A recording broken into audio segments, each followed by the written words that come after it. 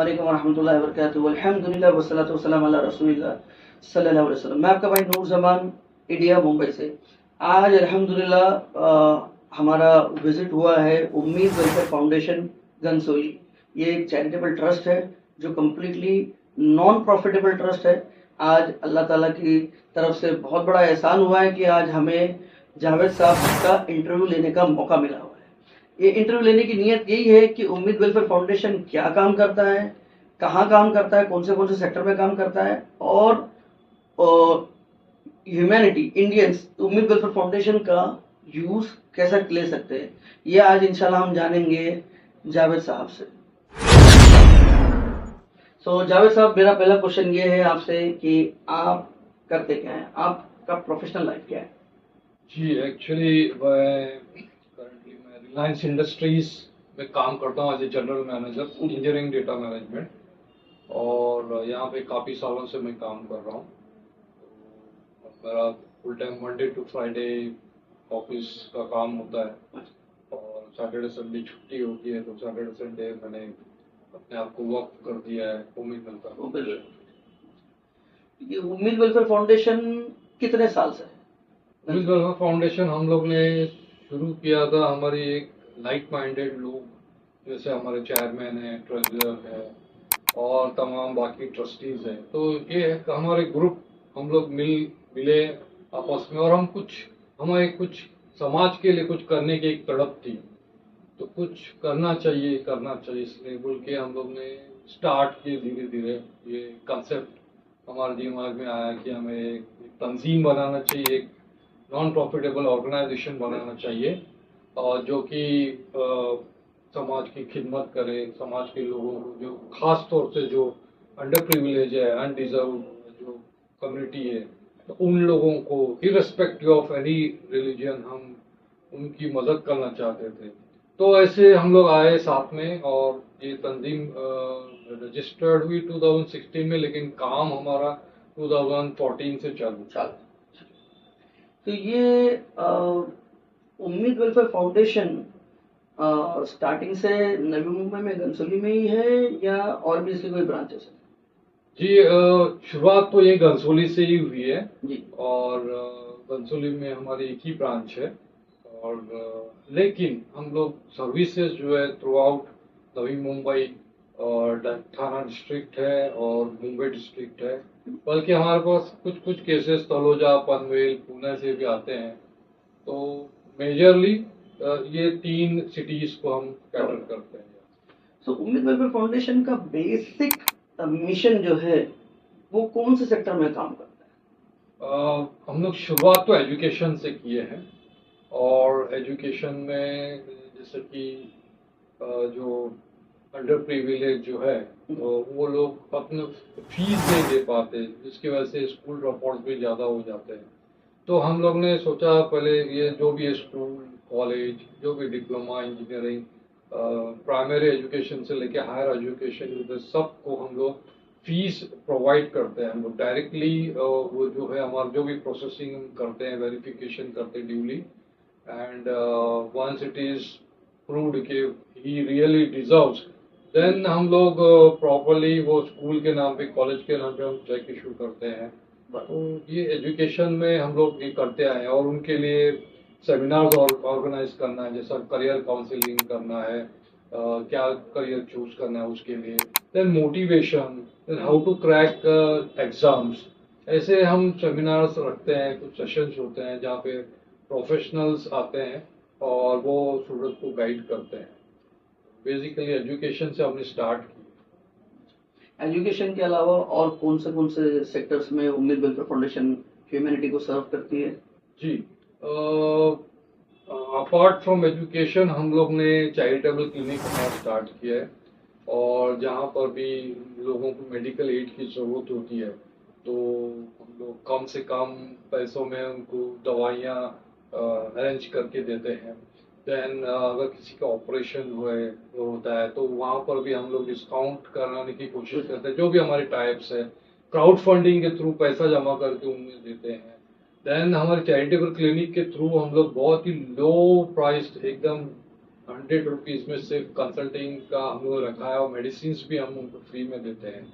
तो ये मेडिकल का तो है ही है साथ में, राइट। अपार्ट फ्रॉम मेडिकल हमारा डॉक्यूमेंटेशन का है, then we are planning for legal aid also, women empowerment का भी है।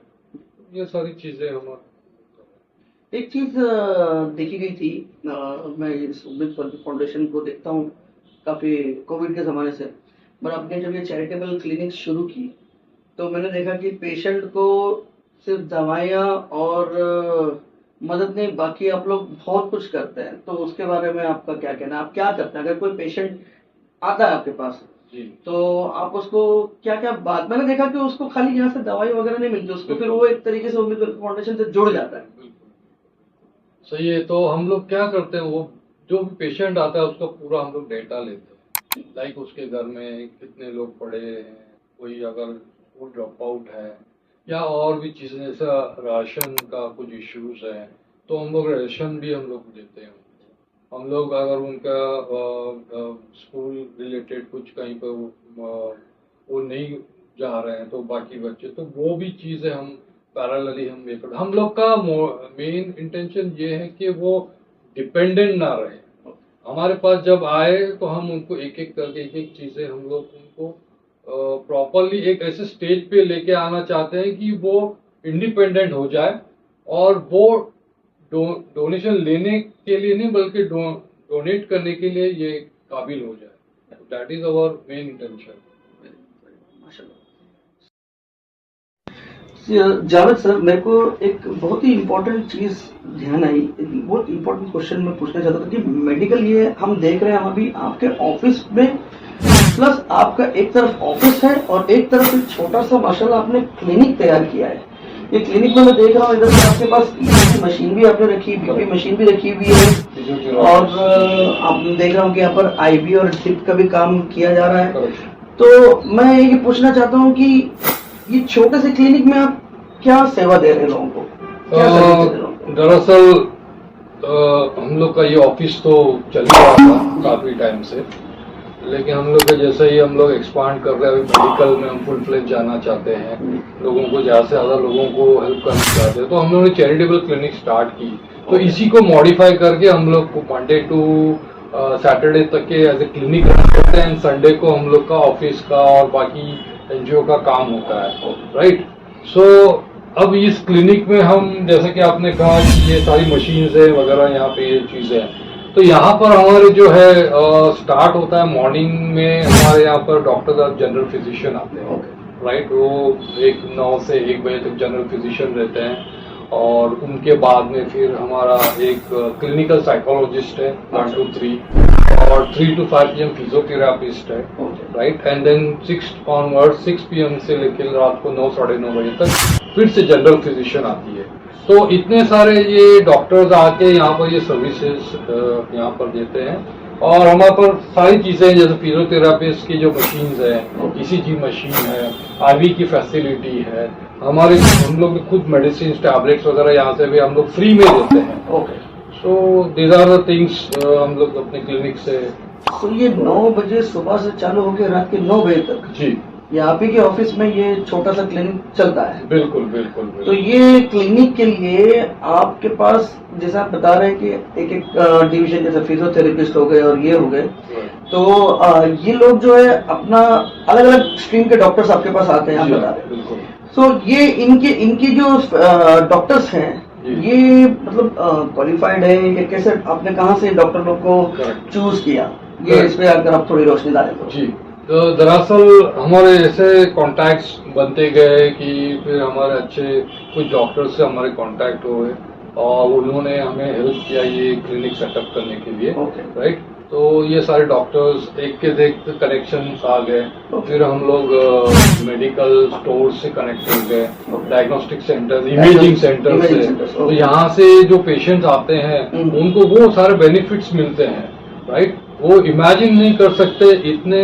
डाउन बॉटम प्राइसेस में उनको इमेजिंग का जो MRI है, CT स्कैन है, राइट, बाकी 2D इको है, राइट। तो ये सारी चीजें एकदम लोएस्ट कॉस्ट में हम लोग प्रोवाइड करते हैं, दी बेस्ट। ये जो है ऐसे ही नहीं है कि कोई चालू कहीं पे हमने भेज दिया।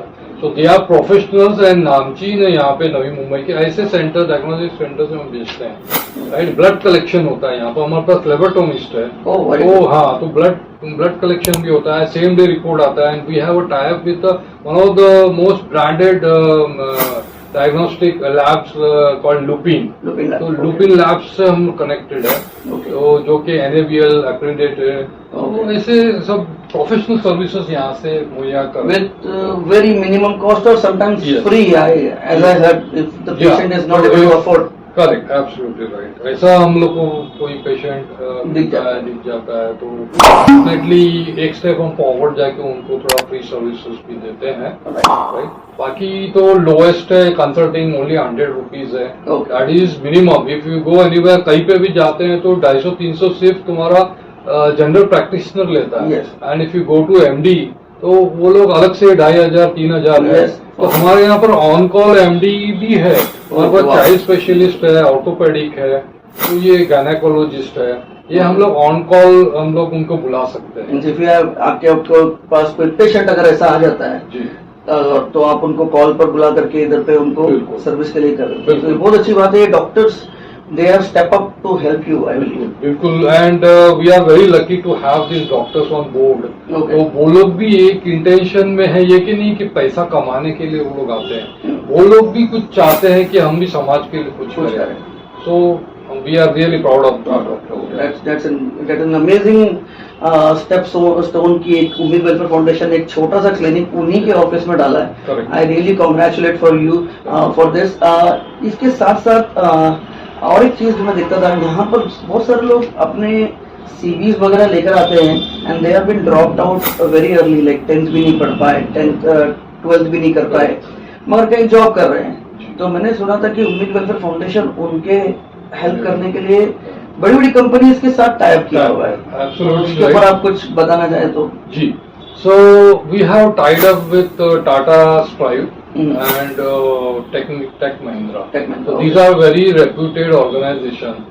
सब लोग जानते हैं, इतने ब्रांड है ये इनका, हर जगह ब्रांड है। So हमारे पास जो भी स्टूडेंट्स आते हैं, अभी कुछ स्टूडेंट्स को आगे पढ़ने की इच्छा नहीं होती है, या फिर उनके पास इतनी जिम्मेदारियां होती हैं कि वो आगे क्योंकि उनके पास कोई सोर्स ऑफ इनकम नहीं रहता है, कोई अर्नर नहीं रहता है, या पेरेंट को कुछ बीमारी हो गई है, तो ऐसे बच्चों को वो चाहते हैं कि हमें जल्द से जल्द जॉब आप दिलाएं। तो हम लोग ये इनके पास ये जो टाटा स्ट्राइव है वो टोटली फ्री सर्विस देती है, और वहाँ पर कोर्सेस है, वो कोर्सेज फ्री ऑफ कॉस्ट है एंड 100% प्लेसमेंट गारंटीड है। सो मींस वहीं से कोर्स करो एंड देन आपको वहीं पर जॉब भी दी जाती है। बिल्कुल। सो जो बंदा इसलिए डिमोटिवेटेड है कि वो पढ़ नहीं पाया, वहाँ पर कोई ये कोर्स सारे प्रैक्टिकल कोर्स होंगे, मतलब बिल्कुल प्रैक्टिकल एग्जाम वगैरह, एग्जाम्स उनके होते हैं, खुद के होते हैं। अच्छा, यस, बट 100% सक्सेसफुल होता है इस तरह से, और उनको जॉब गारंटीड है। ओके, सो ये सब उम्मीद वेलफेयर फाउंडेशन का रेफरेंस है, मतलब कोई बंदा जो नहीं पढ़ पाया and he wants to do something in his life at least in a small way, कुछ ना कुछ तो वो एक प्रोफेशनल तरीके से आगे बढ़ा जा सकता है। टेक महिंद्रा हो गया, और आपने कहा जी टाटा स्ट्राइव में, तो उनको डायरेक्ट उन्हीं कंपनी में नौकरी दी जाती है या फिर नहीं, वो कहीं और जगह उनको जॉब दी जाती है। अच्छा, अभी टेक महिंद्रा कहीं और जगह प्लेसमेंट करते हैं, रेपुटेड हॉस्पिटल्स में, जैसे हॉस्पिटल्स में जाना है, रिसेप्शनिस्ट है, रिकॉर्ड्स कुछ बनाते हैं, उनके रिकॉर्ड मैनेजमेंट होता है, मेडिकल रिकॉर्ड्स का। देन अदर ऑपरेशन थिएटर का कुछ असिस्टेंट्स होता है। तो ऐसे बहुत सारे कोर्सेज है जो मेडिकल लाइन में, उसको पैरामेडिकल कोर्सेज, राइट। तो ऐसे कोर्सेज जो है वो वहाँ पर दिए जाते हैं, और बड़ी बड़ी हॉस्पिटल्स में, यहाँ तक कि कोकिलाबेन हॉस्पिटल में और फोर्टिस हॉस्पिटल में, यहाँ पर भी वो लोग प्लेसमेंट दिए जाते हैं। और टाटा स्ट्राइव का है कि वो भी अच्छे जगह पोजीशन में, अच्छे बड़ी बड़ी कंपनीज में, जैसा AC मैकेनिक है, तो they are experts in Voltas, एक ब्रांडेड है, तो दे हैव प्लांट, उनका वो अटाना में एक प्लांट है। तो हम लोग ने खुद प्रैक्टिकली जाके वहाँ पे देखा है कैसे बच्चों को पढ़ाया जाता है। We are, I mean, really stunned तो इस तरह से वो पढ़ाते हैं और काफी अच्छा वहाँ पर ट्रेन किया जाता है। तो पीपल आर मतलब with guaranteed I can say वहाँ पर करने के बाद उनको प्लेसमेंट मिलता है विद गुड पे पैकेज। ओके, सो उम्मीद वेलफेयर फाउंडेशन एक तरीके से मैं कहूँगा कि प्लेसमेंट के साथ साथ मतलब थोड़ी बहुत एजुकेशन के साथ साथ आपको प्लेसमेंट भी और स्किल डेवलपमेंट भी हो जाता है and there is no excuse कि मैं नहीं पढ़ पाया तो मुझे जॉब नहीं मिल रही है। ये चीज का बैरियर उम्मीद वेलफेयर फाउंडेशन खत्म कर देता है। माशाअल्लाह। सो अब जो उम्मीद वेलफेयर फाउंडेशन को देखा जा रहा है कि 10 साल से काम कर रहे हो आप लोग इस फील्ड में, तो आपका अल्टीमेट आपको जो आगे के जो स्टेप स्टोन्स है ये तो फ्यूचर प्लान्स के बारे में, तो आप लोग क्या उसके ऊपर आपका क्या है आगे का प्रोजेक्ट कौन सा है? करेक्ट। तो नेक्स्ट स्टेपिंग स्टोन जो है हमारा, we are planning to have a legal aid clinic. Okay, right, like charitable clinic, it's a legal aid clinic also. इसका इंटेंशन ये है कि हमने ये देखा है कि जो फर्स्ट टाइम ऑफेंडर्स होते हैं, जब पहली बार गुस्से में आके कुछ कर देते हैं या कुछ मजबूरी ऐसी होती है कि वो कुछ छोटा मोटा पैटी थेफ्ट क्राइम कर लेते हैं, नॉट बिग, राइट। तो ऐसे लोगों को हमने देखा है कि वो लोग जेल्स में पड़े हुए हैं साल 2 साल 3 साल के लिए, जस्ट बिकॉज उनके पास नॉमिनल पैसा नहीं है बेल आउट करने के लिए, या उनके लिए कोई वकील खड़ा नहीं होता तो बेल आउट करने के लिए, बेल करने के लिए वो पैसा नहीं होता है। तो व्हाट वी थॉट लाइक हम लोग हमारा खुद लीगल एड क्लिनिक करेंगे। हम उनको ऐसे जो फर्स्ट टाइम ऑफेंडर्स है, जो स्पेशल क्रिमिनल्स नहीं है, जो फर्स्ट टाइम ऑफेंडर्स है जिन्होंने पेटी थेफ्ट्स किए हैं व्हाटएवर, तो वैसे लोगों को हम लोग बेल आउट करेंगे। और दूसरे जैसे फैमिली मैटर्स हैं तो ऐसे हम लोग विल ट्राई टू सी कि वो ब्रेकअप होने से फैमिली के डिवोर्स वगैरह ये सब कुछ होता है, like marriage counselling, marriage counselling होता है। तो ये सारी चीजें अंडर लीगल एड क्लिनिक में हम लोग स्टार्ट करेंगे तो very low cost. That is our future plan. Okay, so अब माशाल्लाह तबारकल्लाह, अल्लाह का एहसान करम है कि आप लोग काफी हद तक इंसानियत को सर्व करने की कोशिश कर रहे हैं। अल्लाह आप सबको जज़ाए खैर अता फरमाए और दुनिया और आखिरत दोनों में कामयाब अता फरमाए। अब इन चीजों के ऊपर आप क्या चैलेंजेस फेस कर रहे हैं, मैं उनके बारे में जानना चाहता हूँ कि चैलेंजेस क्या आते हैं आपको। सो करंटली ऐसा है कि हमारा एक्सपेंडिचर जो है मंथली अराउंड 60,000 to 70,000 हमारा मंथली एक्सपेंडिचर है। जैसा डॉक्टर की सैलरी है, स्टाफ की सैलरी है, दिगर जो भी स्टाफ है और अदर स्टेशनरी है, ये सब हमारा मंथली 60,000 to 70,000 हमारा आता है, राइट। देन बट हमारा जो इनकम है, इनकम हमारे पास नहीं है, source of income, and we are facing lack of shortage of funds हमारे पास नहीं आते हैं। तो ऐसे में हम लोग ठीक है, हम we are thanks to God, thanks to अल्लाह कि हम लोगों को ऐसा पोजीशन पे हम लोग हैं कि हम लोग अपने पॉकेट से, अपने जेब से पैसा दे के चला रहे हैं, राइट। तो बट इसका भी एक लिमिट होगा। तो हमें कुछ ना कुछ सोचना है इस बारे में। ये चैलेंजेस अगर हम ओवरकम करते हैं तो there is no limit for expansion, और इसका फायदा सबको होगा। एवरी मतलब जो गरीब गुरबा है, जो अंडर प्रिविलेज है, उन लोगों को बहुत फायदा पहुंचेगा। एंड यू नो कि भाई जैसे कि डोनेशन से किसी का कुछ जाता ही नहीं, कम नहीं होता है, किसी का पैसा उल्टा ज्यादा ही होता है। So we are facing challenges for this expenditure, we want to overcome this expenditure, right. So we have some plans for that. Okay, so ये एक अब जैसे आपने कहा कि 60 to 70,000 आपका मंथली एक्सपेंडिचर है, वो भी आप लोग ऊपर वाले क्रम से उसको पूरा कर रहे हैं, बट उसमें भी चैलेंजेस है। और ये चैलेंज कितना एक्सपेंडिचर आपके पास, कितना मंथली कलेक्ट हो जाएगा तो ये सब कवर हो जाएगा और भी आप हेल्प कर सकेंगे लोगों को? क्या टारगेट है आप लोग का, मतलब मंथली आपके पास कितना डोनेशन आना चाहिए? सो हम लोग का ऐसा प्लान है, हम लोग ने वर्कआउट किया है, हमारा एस्टिमेशन हमने लेके चल रहे हैं। तो हम लोग planning to have at least minimum 2 lakhs पर मंथ। अगर ये अमाउंट अगर होती है तो हमारे सारे जितने भी चैलेंजेस हैं वो ओवरकम हो जाएंगे। एजुकेशन का फ्रंट पे हो चाहे वो चैरिटेबल क्लिनिक का फंड हो या लीगल क्लिनिक हो या स्किल डेवलपमेंट हो, तो हर चीज से हर इसमें हम लोग का ये हम लोग जितना भी स्टाफ की सैलरी हो, एक्सपेंसेस जितना भी है, सारी चीजें कवर होंगी। और ये मतलब अब तो हम लोग एक सीमित इसमें हम लोग चला रहे हैं, हम लोग लोगों को सर्विस दे रहे हैं। लेकिन अगर ये 2 लाख पर मंथ आता है तो हम लोग का मतलब जो एक लिमिटेशन जो है वो खत्म हो जाएगा। मैक्सिमम लोगों का हमारा रीच होगा, ज्यादा से ज्यादा लोगों तक हम पहुंच पाएंगे और उनको ये सारी सर्विसेज दे पाएंगे, राइट। ये जो सर्विस आप देते हैं और जो आपके डोनर्स हैं, चलिए इंशाल्लाह अल्लाह से दुआ करते हैं कि आपको इंशाल्लाह 2 लाख नहीं उससे ज्यादा मिले। डोनर्स को इस उम्मीद वेलफेयर फाउंडेशन से टैक्स बेनिफिट जैसा कुछ चीज मिल सकता है, जैसे कि आजकल ट्रस्टियों के पास होता है, ट्रस्ट के पास होता है, तो उसके ऊपर आप कुछ हमारे उम्मीद वेलफेयर फाउंडेशन के पास जो फैसिलिटीज है। So Ummid Welfare Foundation is basically a registered NGO. 10 years back only we have registered. हम लोग ने प्रॉपरली रजिस्टर्ड है।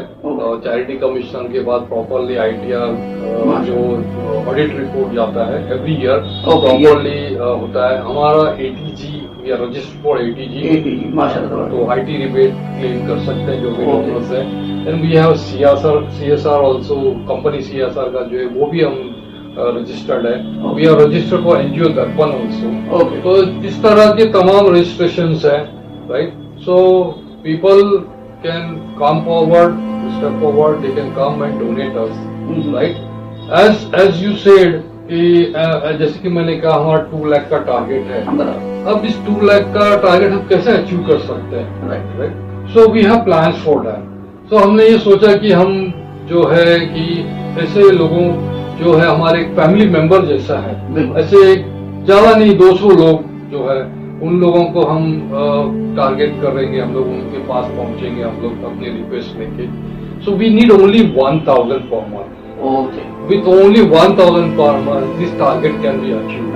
1000 इज नथिंग, राइट। आज की तारीख में लोग क्या नहीं करते, राइट। पीपल हैव बड़े बड़े कॉस्टली फोन्स है, right, and then they pay for Jio Hotstar, Netflix, Amazon, ये सारी चीजें एंटरटेनमेंट के लिए और बाकी चीजों के लिए भी हम लोग स्पेंड करते हैं बिना देखे, आंख बंद किए, right.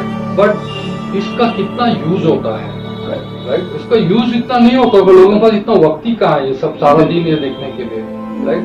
So 1000 from monthly income is nothing for them, but this 1000 अगर उस गरीब तक के पहुंचता है, आप सोच नहीं सकते, आप यकीन नहीं कर सकते उस गरीब को क्या क्या हम उसको सर्विसेज दे सकते हैं, राइट। तो उनका राशन का हो सकता है, फीस का हो सकता है, एक फैमिली को 1000 रुपीज। आपने हमने देखा ऐसे कितने लोग आते हैं यहाँ पर, और जब यहाँ से चेक लेके जाते हैं, हम डोनेशन जब देते हैं, दे आर लिटरली क्राइंग। कुछ लोग तो हमारे सीधा पैर पड़ने के लिए आते हैं। तो आप सोचो कि ऐसे गरीब लोगों को हम अगर उनको उनका उस तक के हम नहीं पहुंचेंगे, उनको सर्विसेज हम नहीं देंगे, तो ये उनसे सरासर नाइंसाफी होगी। सो और रिक्वेस्ट इज दैट उम्मीद वेलफेयर फाउंडेशन की एक रिक्वेस्ट है कि भाई हमें आप लोग हमसे जुड़े और एक फैमिली मेंबर हम समझते हैं आप लोगों को, तो 1000 रुपीज पर मंथ आप हमें एवरी मंथ हमें डोनेट कीजिए, right. That is our request to people. It's a very simple mathematics कि 200 अर्निंग पर्सन अगर उम्मीद वेलफेयर फाउंडेशन से जुड़ जाते हैं and they donate only 1000 rupees, so it becomes 2 lakh directly. Right. So it's not a rocket science to collect 2 lakh rupees right now for anyone right now. But एक अंदर से लोगों को encouragement आना चाहिए, और ये बहुत अच्छी बात है कि आपने इस चीज को बाइफरकेट करके लोगों तक बताया। लोग समझते हैं कि भाई चलो कोई कर रहा है ना तो फिर हम क्यों करें, बट ये नहीं होता। एक हाथ तक जाने के बाद ट्रस्टियों के पास और ट्रस्ट के पास उनके पॉकेट्स थिन हो जाती है, and then they go and depend on the other things. इतना अच्छा काम है, आज नहीं कल ये काम को और बढ़ने की जगह पे वो और कम हो जाता है। तो ये मैं कहता हूँ कि एक तरीके से ये it's not a failure of any NGO foundation, it's a failure of the people who see but can't donate. So आपका मैसेज सही है कि हम एंटरटेनमेंट के लिए 4 से 5 हजार कहाँ चले जाता है मालूम नहीं पड़ता। बिल्कुल, बिल्कुल। तो ये उम्मीद वेलफेयर फाउंडेशन को 1000 रुपीज देना, it's a very minimal account, ये तो किया जा सकता है इंशाल्लाह ताला।